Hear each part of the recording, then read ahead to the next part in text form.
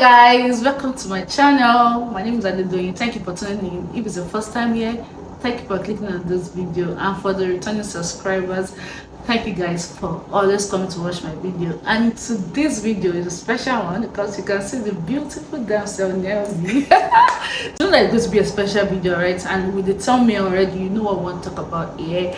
And I will let her introduce herself.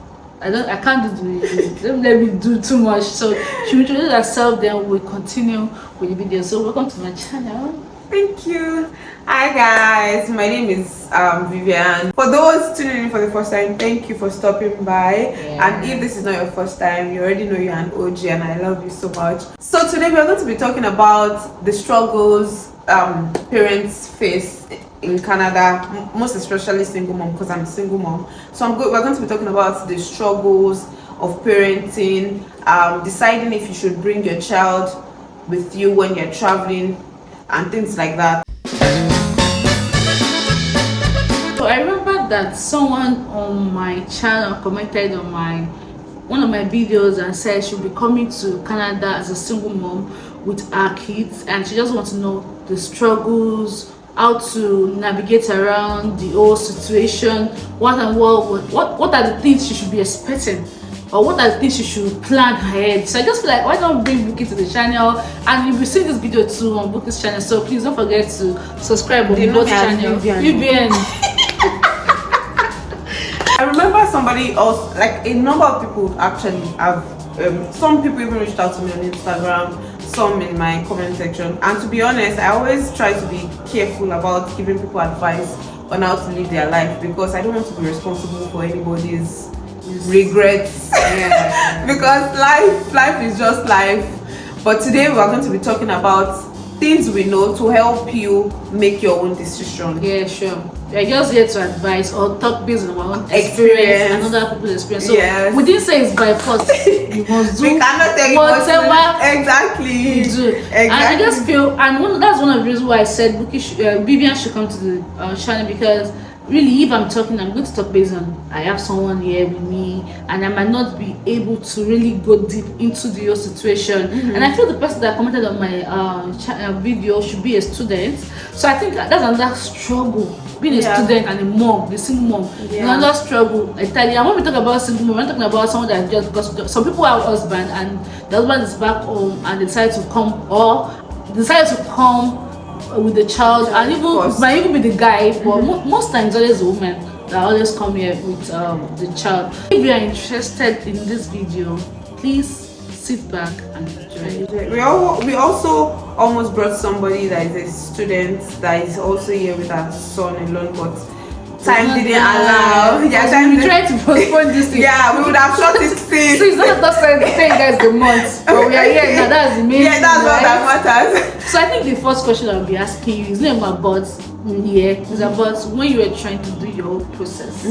Because I remember the time I went to do my son's passport in Ikoyi, the one on the island. I remember there's a lady that came there to do passports for a daughter or son, I'm not sure. And they didn't allow because they said they needed the father's consent. So how do you do your own? Like, can you just tell us about it? Because I don't really know anything about that. Generally, if you're a single mom, especially that you are not married to the father of your child, you want to make sure that your name on your child's birth certificate is your son name as it is on your passport.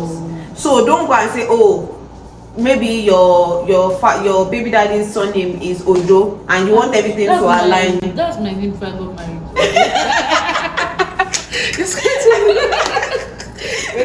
I didn't know that. So because you want everything to match, and just because you want everything to match, you now say, oh, Ojo this, and you know that your name is not Ojo. Let everybody bear their father's name. If you're the one that's taking care of the child. Exactly. Right? So that's the first thing you need to do. Make sure your son name is the same way it is on your passport, on your child's birth certificate. That way, if you want to do the child's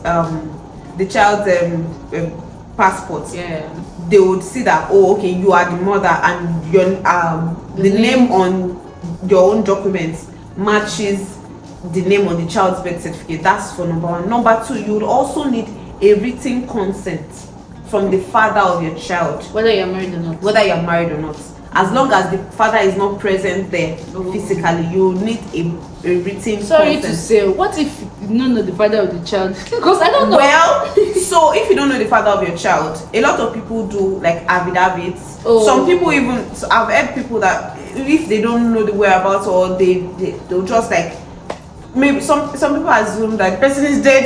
Yeah. So it's I've heard about if he's dead, death certificate. If you don't know the whereabouts and you've been the one taking care of the child on your own since the birth of the child, you just write, you do custody papers, and you just have to, you can involve a lawyer. Yeah, I think so but in my case, all I had to do was to get a written consent letter. I attached it with an ID of my daughter's father and a written consent letter, and that was what I took to me. I'm not even going to lie to you, when I got there, even though I had those things, they still wanted to stress me. Because that lady was stressed. I was they still wanted to stress me. And even recently, because they just started saying that children should have NIN in Nigeria. Yeah. So recently, because I'm working on renewing my daughter's passport, and even in this our Canada, we went to the place and to do NIN for my daughter, and the lady was like, oh, I need to see, and I'm just like, I'm prepared for you guys. Check her birth certificates. My name is the way it is, so you can see that I'm my mother, and that settled it. But then we're in Canada. If that will not fly in Nigeria. So you have to. Another thing I've noticed is that women, we like to be soft. You have to stand your ground. It's your child. You have all the necessary documents. So you have all the necessary documents. You have to, like, if it was the father of the child, to be honest, if it was the father of the child that took the child, then they will not be asking plenty questions that where is the mother of the child. So you have to put your feet down. I have the consent letter from my father or his father. I have all of the necessary documents. Be firm and be nice, because you also have to be kind, because if not, Nigerians and playing politics. But be firm and be nice. Smile, and it's true. You smile, but you have to say, I have everything you need. So what's the problem? I think the most important thing is just make sure you have everything you need before going there, so you're able to even face them. Yes. Because and at the same time, if you have husband, please do the necessary things. Let him. If he's wearing your husband's name, let him follow you. Let him exactly, so that you don't stress yourself. Yeah, because I think if you go and use your husband's death certificate when he's still alive, and maybe you guys does not have an issue, that means it's going to affect him if he's trying to travel to. So exactly. Do what is right. Yeah. Do what is right. So let's come back to Canada. We are done with Nigeria. I just thought about that. I think that's the first stage. Yes. For people that are just coming. So we are done with Nigeria. We are done with Nigeria. Sorry, I don't mean that. We are not done with Nigeria. You want them to collect your citizenship? Don't worry. We are not done with Nigeria. We are still in Nigeria, but okay, with Nigeria matter right now. Yeah, we are moving on. We are moving on to Canada. So coming down to Canada as a single mom. Lucky you came as PR, as I'm so happy for you, because it's easier. I can't imagine you coming as a student. So what do you think about job finding? What were those things you look at? Because you have a child, and I think your child is not one underage, so she was about 7. She was 7. So that means she's already in school age. Yes. So for people that their child is only maybe 1 or 2 or 3 years, I mean that shows why it is. So what was your plan? Finding a job, you asking for a job that maybe you'll be able to see your daughter through. What was those things you were looking at when you wanted to get a job? So before I talk about that, I just want to quickly talk about the airport processes too. Okay. So I know I've mentioned this before in one of my old videos, but still I just still want to insert this in this video. When you've gotten the visa and everything that you need for your travel, you have to make sure that you have another consent letter for the travel. Like the content of the consent letter from the other parents would be that I'm giving the consent to so like your own name to travel with our child on so date. And again, you still clip or staple the person's a copy of the person's ID, either passport or NIN. You make a copy and you staple it. That would be useful for you in Nigerian airports. For your Canada immigration purpose, you have to sign a non-accompanying documents on, like, you just, if you have to attach it to your processing documents. Okay. Google IRCC non-accompanying parents or something, you'll find the form online and just add it to your documents, so that, because you need that. Yes, because you need that. Okay, so coming to Canada, to be very honest, when I was coming to Canada, I did not have a plan that, oh, this is the job I'll do, because I've seen a lot of people that say, oh, I started interviewing. I did not even know if I would be able to do the job I was doing in Nigeria here. So I didn't have a plan for a job, but I was open to anything. So when I got here, the thing that I did, because we landed during summer in August. I know when you. So we landed in August. I watched your video. I think you came before me, but I watched it. Yeah. So in August, during summer No, period. what year is that? 2022. Oh, I think. Okay, I think you came before me, but I watched your video after. Okay. So, no, I didn't post the video on time. Yeah, that's true. That's true. So, one thing a lot of people do not know is that daycares they tend to have more spots open in the summer, because school is not in session. So, we landed. My daughter had not started school. Even me, I had not started work. I just started looking for daycare. And daycare in myself. So now we're talking about child care before job. Yes, we're talking about child care before job. So that's the most important thing. Yes, because if you have child care as a single parent, that's like your second parent. That's your backup. So I started looking for daycare, and luckily for me, I got one based on referral. Actually, I got one opposite the school that is close to our house. You know, in Canada, you enroll your child.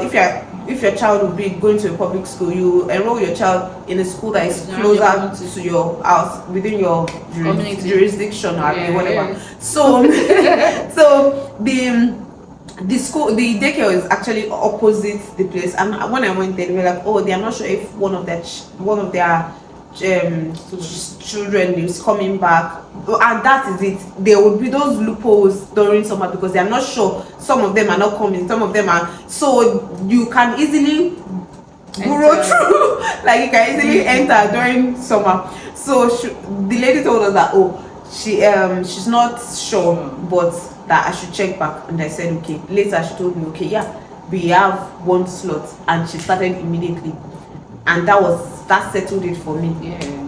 Immediately she got in, I started looking for jobs, and the jobs I was looking for customer service jobs, because most customer service jobs are work from home. Yeah.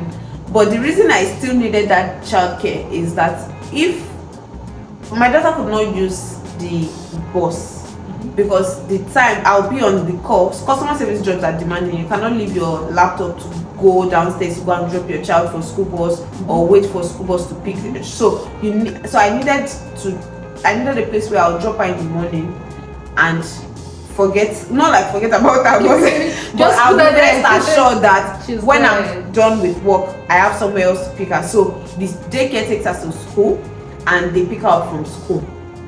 So that's from 7 to 6, I'm covered. So whatever the shift is, I know how to walk around it. So that's that. I know that, to be very honest, if you're in the IT field as well, you can get like technical support jobs that are work from home. There are a number of jobs that are work from home. If you are a single parent, I would suggest that you pursue a work from home role, because it's going to be, if you have daycare, if you've already secured the daycare, you can do most jobs, because then you have backup. It's just that you cannot do like all those overnight shift jobs. That would limit your options. And to be very, very honest, if I'm saying the truth, if you come with a child, it's going to limit your options, because there will be certain jobs that you cannot take. There will be certain shifts that you cannot take. But at the same time, I think now we are shifting to the part where we want to talk about like making decisions to bring your child or not. And I made a few notes, and I'm just going to read it out, because like I stated in this note, nobody can decide for you. Whatever you want to do is what you will still do. But I have a few questions actually I brought this out from a chat that I was advising a friend's sister. Because she was planning to come to Canada and leave her child at home, and I just asked her these few questions. So, is there anyone that can take you if you decide to travel without your child? Is there anyone that you can trust that my child? That's the most important thing. Exactly. Is there anyone that you can trust that this person will take care of my child as much as I will? 100%, that you will not bat an eye. Me, I have that person. My mom can take care of my child, but I always say that in my former life, I think I was barren in my former life. My child, I don't joke with my child. I'm sorry. It's not for somebody like me. It's not even an option. Because before I even started processing my Canada, I had friends in the UK telling me that you can come as a healthcare, even before all this healthcare started becoming popular. My friend was telling me that you can come, it's just that you have to leave your child. I said, I beg. Let me do the one where the parent. anyone we know involve my child, just count me out, because it's not an option for me. But if it's an option for you, think about these things. Yeah, because I have some couples, they were even couples, they're not even single. Exactly. They drop their kids in Nigeria and I went to UK because the wife was coming as a student, so it can be easy for them. And thank God they've got to bring them back. So what I would say is that if you have someone, in some cases, the reason why I think if you have someone is, let's say you don't have enough money to take care of the child when he comes here. You know that sending the little dollar home is going to be a lot. When your child can be in one of the best schools in Nigeria, while you're hustling here. Unlike when you're here, you have to. No, you have to, most of us go to public school. Yes, public school is good. It's just like private school in Nigeria here. But you can't even afford the biggest private school here. Like, okay, maybe I want to just take my child to the luxury school. It's not like that. So it's not a bad thing if you have someone to put them in. Me too. Like, if I have the opportunity to pick my children in Nigeria, if me and my husband was to come here without kids, I know that my mom for sure will take care of my children. But I feel the training I'm giving my children is different from the training my mom will give them, because this generation we are different. You get, so the mentality my moms have is different from what I have. The way I want to train my child is different from the way she trained me. Do you know? So I think that might your own parents will be an upgrade. So there might be a little I don't know, little issue there. But if it's just for a month, 2 months, 6 months, why not? So I think so that brings me a month, 2 months. That brings me to my next question. So, if you come here and you settle in alone, you are most likely going to be sharing an apartment with somebody. Yeah, you're most likely, and to be honest, you are going to settle into that life. Another question I would like you to ask yourself is if you are unable to go back to them, because also sometimes the money you are making is just enough for you to get by. So if you are unable to go back to Nigeria in 5 years, will you still be okay with that decision? Will you still be okay? No, sorry, I'm talking about myself. Actually, that's the reality of most people, but that's the question I want people to ask themselves when they are trying to decide. I'm deciding for myself. 5 years is like I said, it's not even an option for me. But if you want to think about it, in 5 years, let's just say, God forbid, worst case scenario, because that's how to plan. You think of the worst case scenario and you think of the best case. Do you get? So worst case scenario, if I'm not able to afford to travel to Nigeria in 5 years, or would I still be able to deal with it? Because being away from your child can be emotionally draining. I don't know how people do it. It can be emotionally draining. So I think personally, I don't think I will leave my child for 5 years. I don't think so. But at the same time, I think what I would have done is to start planning the money I'm used to bring her. Because as I'll be saving up so that it won't take so forever or something. So that's what I feel is not just answer your question. Exactly. They have to decide by themselves. Then again, another question: if you travel with your child, will it be easy? No. If you come by yourself, will it be easy? No. But will you guys eventually ease out and find your footing? Yes. And one thing I feel is that when you come, the way you settle in when you come as a single person is definitely different from the way you settle when you come as somebody with a child. But if you come without your child in the first place and you settle down, then you go and bring the child, it's like you're starting all over again. You're starting because you yourself, you found your footing as a single person, then you bring your child later. I feel like you start trying to learn the ropes, and I'm to be honest, that's not my reality. Yeah. I didn't do that, but it's just a feeling or a thinking that I have. So maybe other people that have done that will be able to help us in the comment section if that is true. Because what works for you, please just put it in the comment section. Yeah, because I want to say that it doesn't matter, because at the end of the day, if I'm going to bring my daughter, I feel, or my children, I feel like I will have been keeping saving money for them. I don't know. I'm not in that. We are not in that. So we don't know to say. But do you know, when it comes to being a student, I feel that one is a different ball game entirely, because they are hustling for fees. Most times they cannot even work more than 20 hours. No, I think I still have 40 hours, but at the same time. But no, it changes from time to time. With the kids. Exactly. At the same time, you still have to think about childcare.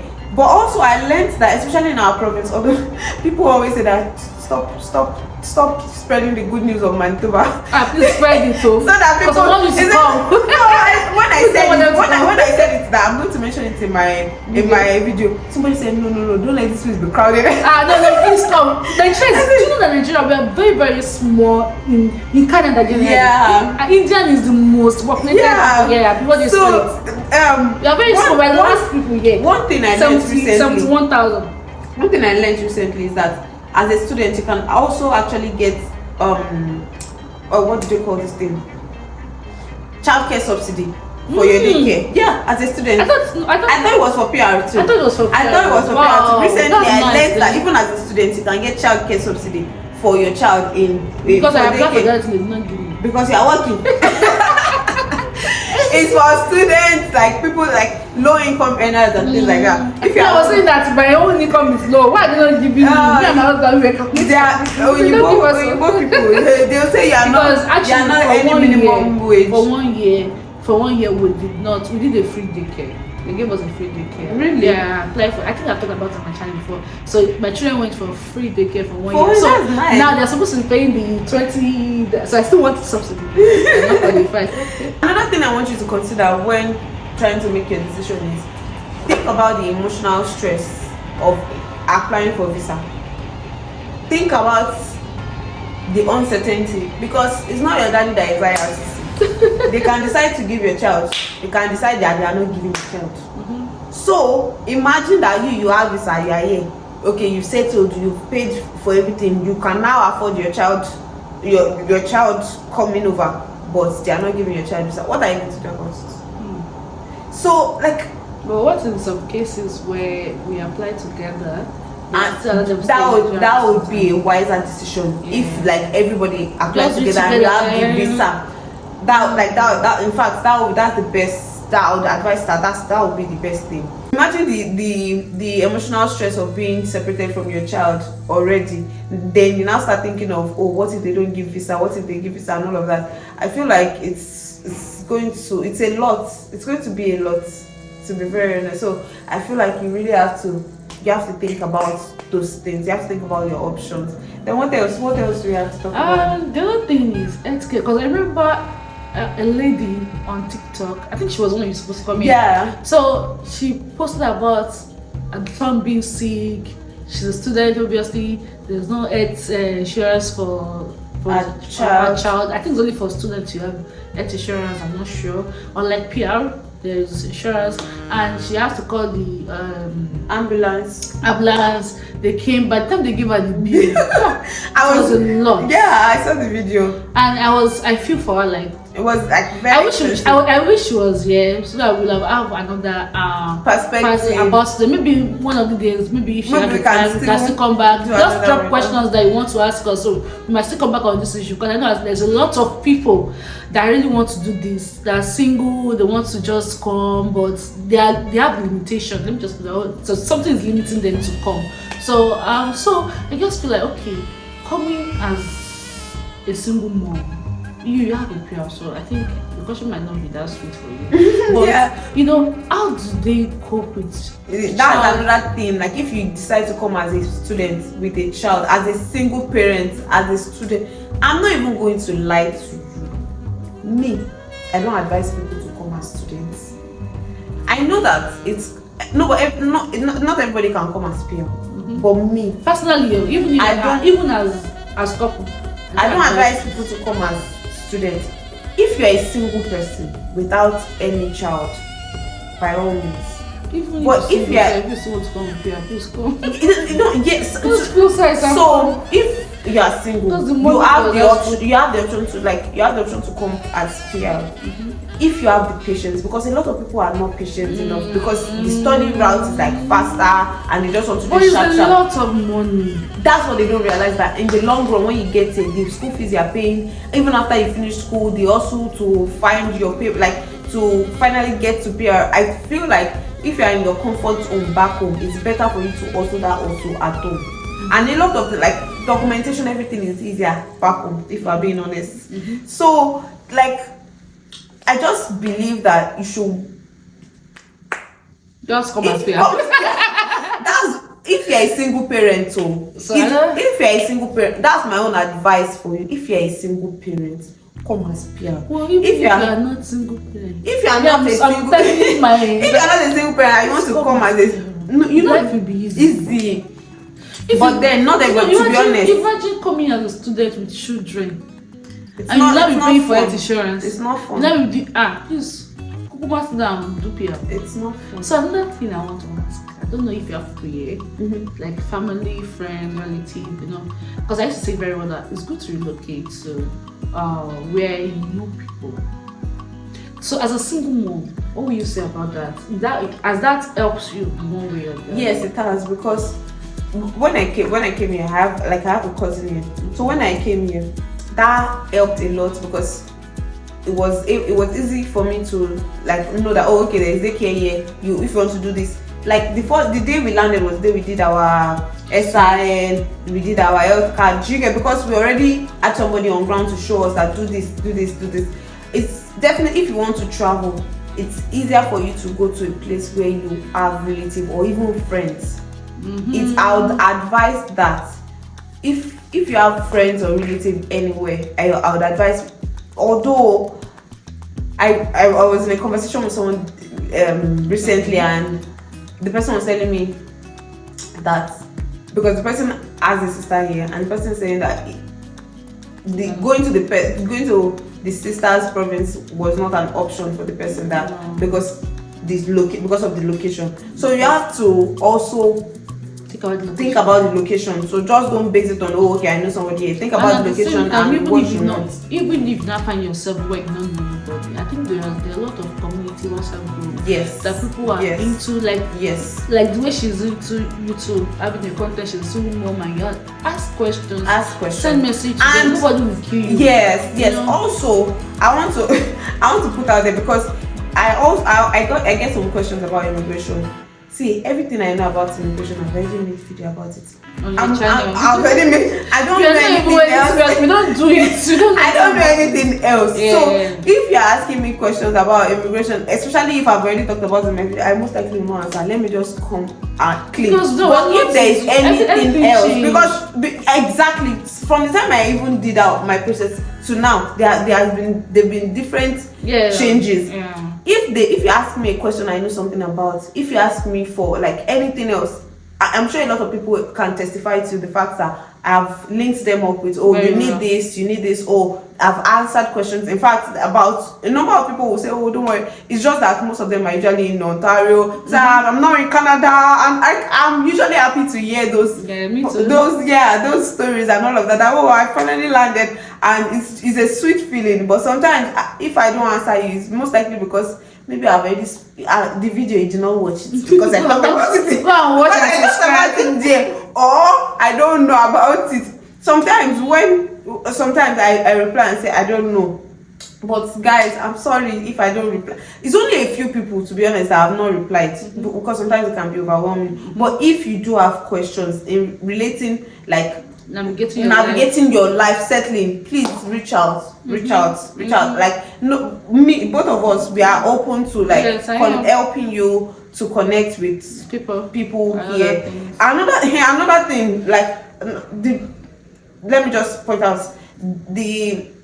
some people have been messaging me asking about groups for no, it's not even that. For you know, when you are doing your process and you are in groups and they are sharing updates.